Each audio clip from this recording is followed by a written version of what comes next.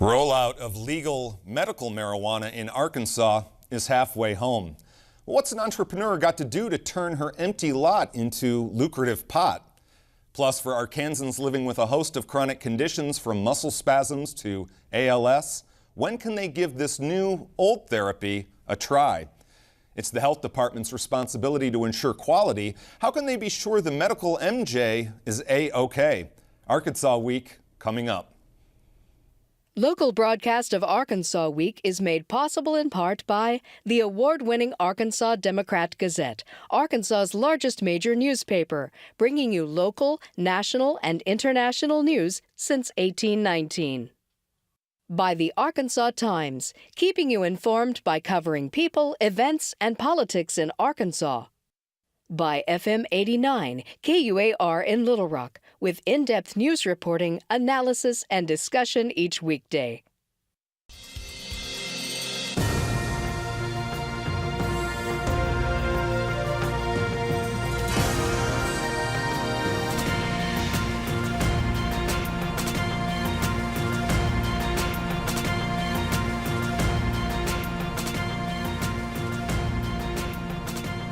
Hello. I'm Bobby Ampazon, managing editor of Arkansas Public Media, sitting in for Steve Barnes. Arkansas is the nation's first Bible Belt state to pass a marijuana amendment. Here to give us an update on the status of the program are Marisha DiCarlo, Director of Communications for the Arkansas Department of Health, Erica G., law partner at Wright Lindsay Jennings in Little Rock, and Melissa Fultz, Executive Director for the Drug Policy Education Group, Incorporated. Welcome to the program. Marisha, I wanted to start with you. Between November 9th, the day after the election, to the present, what has the health department had to do to gear up for this new program? Oh gosh, well, it's been a really busy time for the health department. The first thing that we really wanted to do is make sure that we got information out and available so that people understood the process that we were going to have to go through in order to get patient cards, testing and labeling standards completed. And so really the Department of Health has been focused on building a medical marijuana program within the agency and then getting those rules and regulations for those things that we are responsible for sort of through the process so that we could land where we are now, which is that patients, qualified patients and caregivers can go ahead and start the process to apply for identification cards. I feel like the health department has two major responsibilities. One has to do with the patients who are going to avail themselves of the program. The other one has to do with quality control of the product, right? Yeah. Yes, we actually are responsible for testing standards as well as labeling standards. And so part of what we will be doing is working with Arkansas laboratories that are accredited who may apply and then be the ones that will be testing the actual product grown and distributed here. So people know the health department is not charged with testing the drugs you get from your local pharmacy. This is not a regular duty of the health department. It's a little bit different for sure. So that's why we'll actually be working with other laboratories in the state. You know, the Department of Health has a laboratory, but we're not equipped or set up to do this type of testing. So we'll be working with labs that are. Okay. Erica, you do a lot of regulatory and compliance work for the law firm Wright Lindsay Jennings. When did you begin taking an interest in the medical marijuana program in Arkansas? Well, it's something that I had kept an eye on when it was on the ballot and had done a little bit of work to keep up with that. But then after it passed, because of the kind of work that I do, I started getting phone calls from people who were interested in pursuing a license. And so been involved ever since. Have you done such work for anyone who's wished to get a liquor or beer license? I have. Yes, I do a lot of licensing work with state agencies, people who are seeking a license or have a disciplinary issue with their license. So this really fit right into the type of work I already did. But if you're a business owner looking to get a license for, let's say, to retail medical marijuana, it's quite a bit different than retailing spirits and beer. It is. I mean, there are some similarities between, particularly the regulation of alcohol and the way that medical marijuana is set up, but the bar is significantly higher to become a medical marijuana business licensee. One other question about kind of the way the state has rolled this out in terms of its regulatory infrastructure.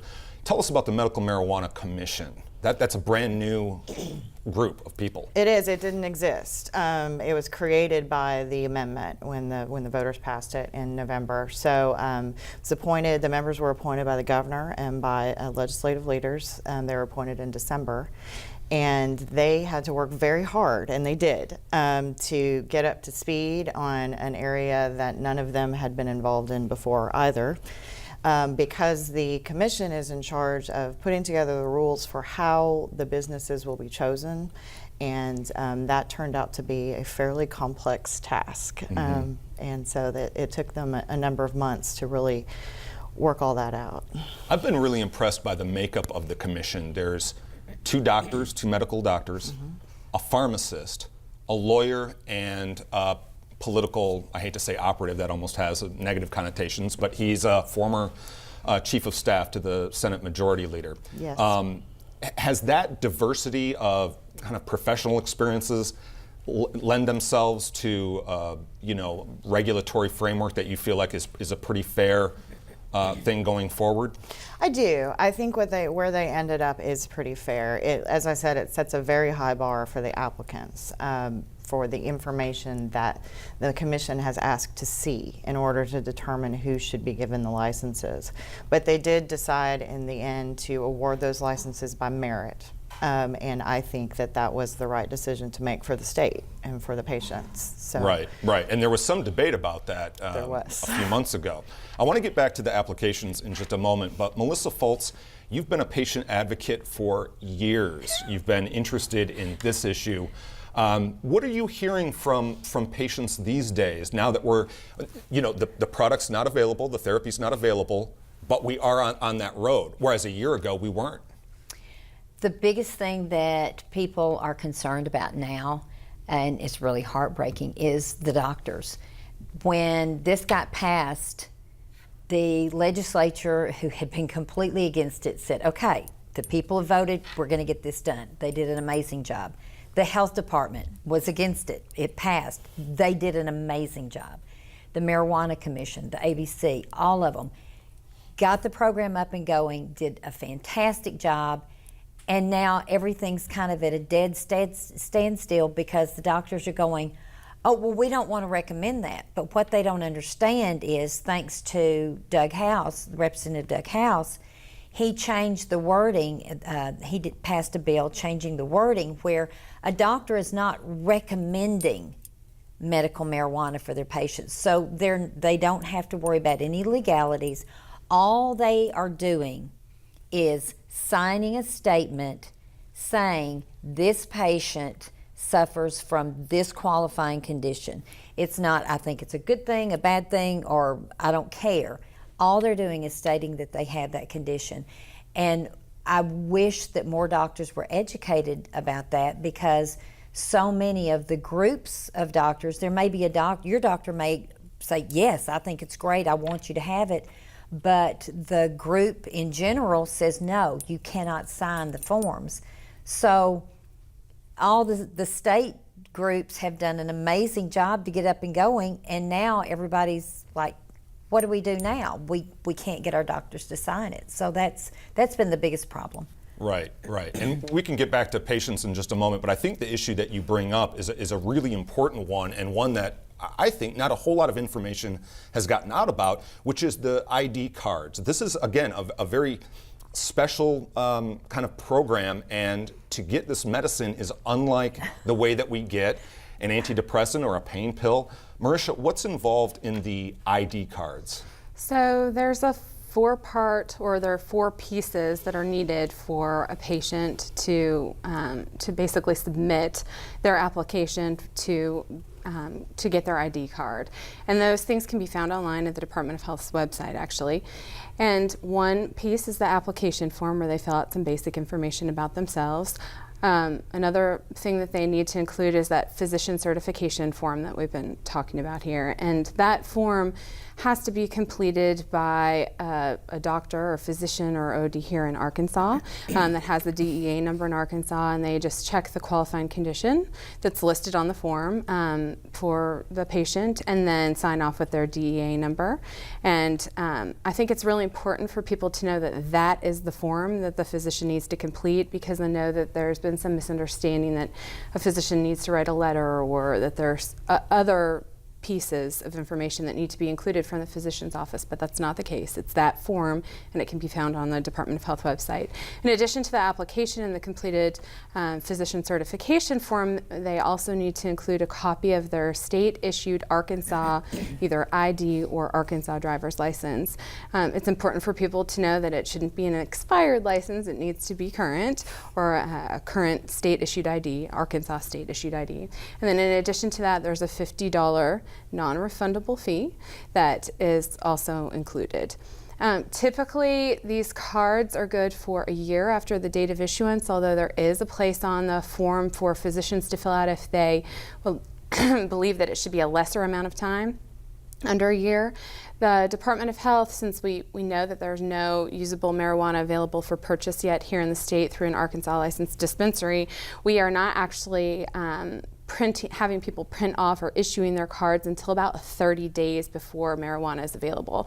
So some people are concerned because, they're paying a $50 fee, which is not, is not inexpensive to some people. And so it's important for them to know that that fee will cover your card for 1 year, but the issuance date will not be until closer to when marijuana is available. So they'll have a full year. It's not like they're applying now, getting approved now, and in 6 months their card will only be good for another 6 months. Okay.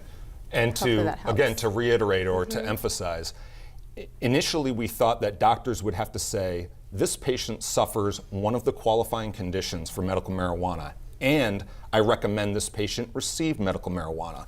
That is not what the physician's certificate says. It's not a recommendation, it's an acknowledgement of a qualifying condition, and the doctor is signing off and using their DEA number for that certification form.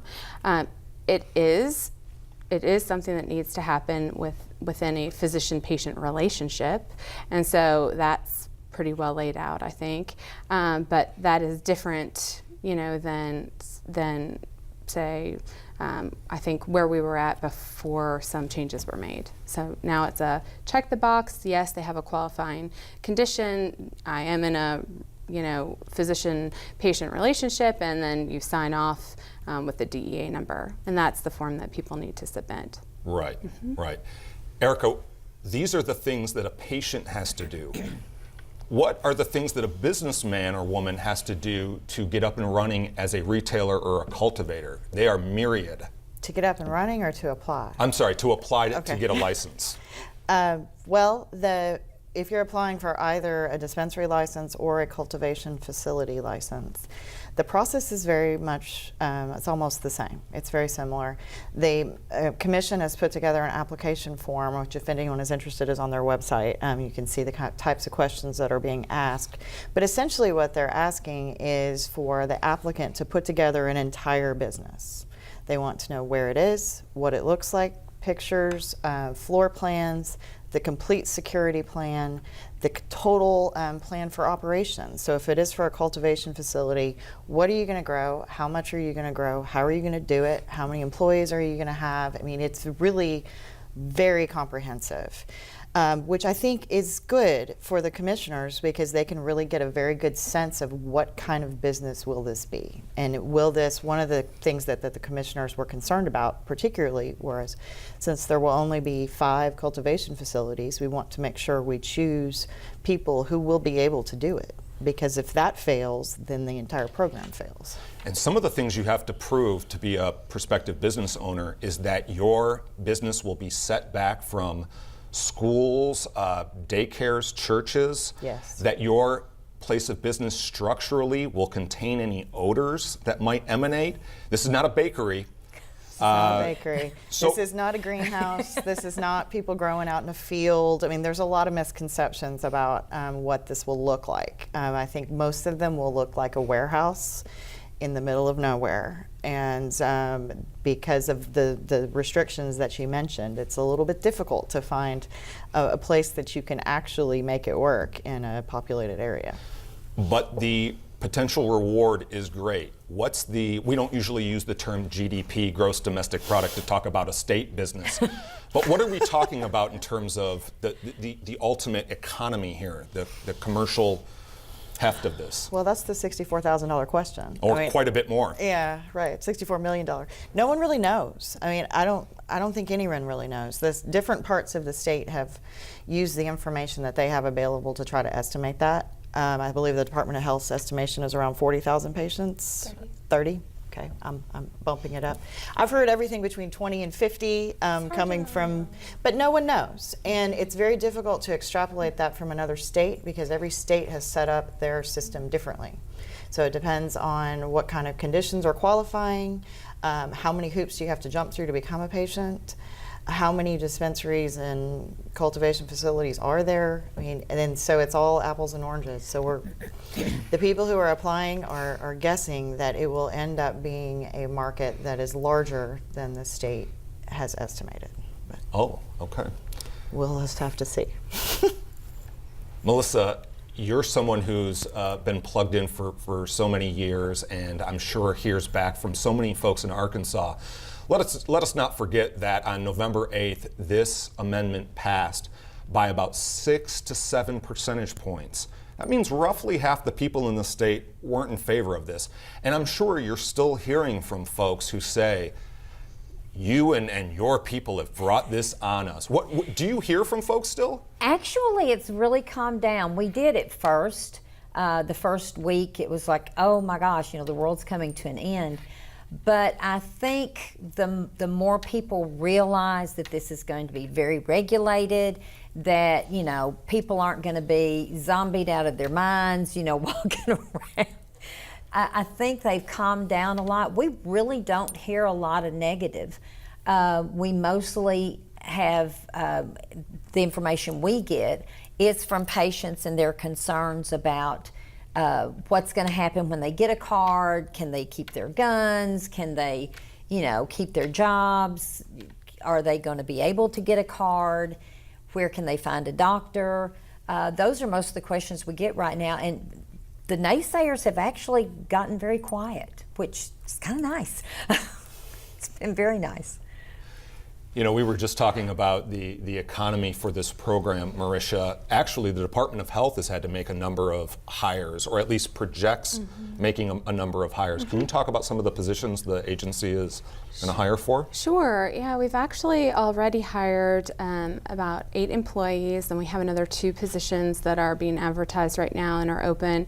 We could have anywhere from 16 to 18 folks working on this program, but not all of them will be totally focused full-time on medical marijuana. And so a good example is, for instance, IT. So we've needed a lot of IT support, and we'll continue to have that, but it's not a full-time position. That individual works on other programs within the Department of Health. We'll have part of a time of a physician dedicated to the program, but not full-time. They'll be doing some other things as well. And then we've had a director hired for the program, and we have hired and will continue to hire employees that will help people with the process. So process their applications, help troubleshoot things, answer questions, sort of just keeping the program going and running. So. Have you had any patients or doctors approach you with suggestions for the health department? I think that there are a lot of people that are very eager to see us continue to move forward, and we take those suggestions and concerns very seriously. We want to make sure that we're addressing any questions that people have, and so we right away, I think the day after, November 9th, we went ahead and set up a call line and put our web page up with an email address so that people can send in their questions. And we've seen those, I think, taper off a little bit the more information that's out there, and the more straightforward it is for people, the easier it is for them to get answers, I think, as with anything. But we take all of those very seriously. Right. Speaking of taking matters seriously, on November 9th, we as a nation awoke with a presidential candidate that was not the expected one to be the victorious one. He picks as his Attorney General Jeff Sessions, who's a longtime drug warrior. Erica, what's your read on the matter that kind of comes up every now and then about the fact that marijuana is still illegal federally, but now a majority of states in the country have some kind of a legal marijuana program? It comes up all the time because it causes there's a lot of conflicts between federal laws and the states' laws, where the states have legalized medical marijuana or recreational, and you develop problems that you really never expect or are very difficult to solve because they have to be solved on a federal level. So the one that people talk about the most is banking. And it is not illegal for banks to take money from medical marijuana businesses, but it is very complicated, and there are a lot of regulatory hurdles for the bank. So banks typically will not do it, and that causes many, many problems because working in an all-cash business that has a pretty high cash flow, I mean, you literally have in other states people taking duffel bags of cash to 7-Eleven to buy money orders to pay the electric bill. And really inviting maybe robberies. Oh, absolutely, absolutely. I heard a story the other day of how one of the state regulators had to buy cash counting machines and set up a specific day for all the marijuana businesses to come in and pay sales tax and have extra people working that day because they all had to pay in cash with duffel bags. Right. So it does make it very complex, and as you mentioned, no one really knows at this point what the current administration and Attorney General Sessions plan to do. And it's been the states that have been operating have been going for so long. I think everyone is hoping that they've reached the tipping point, and it's that they will find it difficult to turn back even if they wanted to. Right, right. Speaking of a tipping point and difficult to turn back, Melissa, I'm a product of the 80s, and I remember Nancy Reagan's Just Say No and the war on drugs. It seems like we've moved so far away from that to where even church leaders now are saying it's the Christian thing to do if people are suffering to help them avail themselves of whatever therapy they need to relieve that suffering. Have you heard from many church leaders on this issue? What's your read on that? Well, and let me say that when we began this 6 years ago, you couldn't find a religious leader in the state that would support us. But over the years and the education that they've seen, you've seen them move to this and realize that this is not something people want to get high with. That's always been the concept that, oh, well, these people really aren't sick. They just want to get high. But then when you actually speak to patients, and a lot of the religious leaders have actually opened their eyes and said, well, let's actually go talk to these people. When you speak to these patients and you realize it truly does give them a better quality of life, and say a cancer patient, for instance, is it going to save their lives? In some cases, yes. In many cases, no. But if you can give that person a better quality of life in their final days, that is so much better than, I'll use my mother, for example. It wasn't cancer, but she was critically ill, and they kept her in a drug-induced coma the last month of her life. So we really lost her a month before we had to. Had she been able to use cannabis, she could have been awake. She could have had a better quality of life. She could have had more dignity in her final days. And I think more religious leaders are seeing this and realizing that this is a good thing. Are there going to be people that abuse it? Yes, and everybody knows that. But they're going to abuse any drug, food, drugs, authority. Everybody's going to abuse something at some time.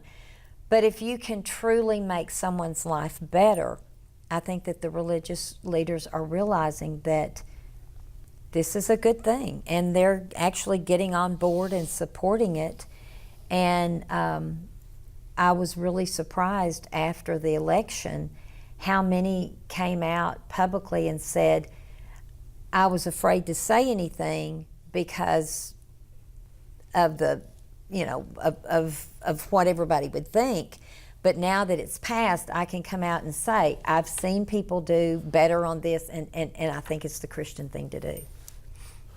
That's right. Well, thank you so much for being on the panel, all three of you. I think this has been an enlightening discussion. Of course, there's still so much that we have left to see, but we'll be right here.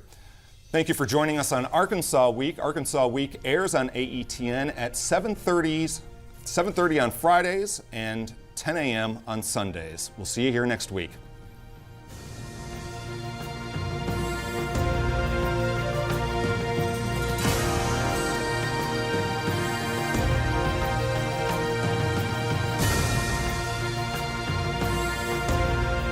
Local broadcast of Arkansas Week is made possible in part by the award-winning Arkansas Democrat-Gazette, Arkansas's largest major newspaper, bringing you local, national, and international news since 1819. By the Arkansas Times, keeping you informed by covering people, events, and politics in Arkansas.